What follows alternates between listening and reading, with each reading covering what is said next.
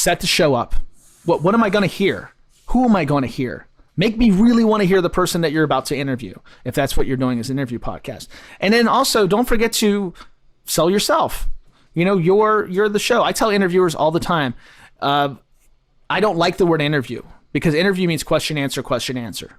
That's not what we do when we're doing really good conversations. Conversations are, I have a list of 50 questions. I might get to 2 of them because we're having a conversation. I'm listening to what you're saying. I'm responding back to it. I'm following up on the last thing you said. That's when it's done really well. And I think a lot of people they get too like, oh my gosh, I have to ask all these questions. I have to get from here to there. And you know, it's getting from here to there, but also enjoying the journey. Here's what I do. When I do an intro for a show, I do it after I've done the interview. Because after the interview, I know what I'm going to talk about in the interview. I know what to sell. I know what to tease. So I do an interview, then I go back and do the front.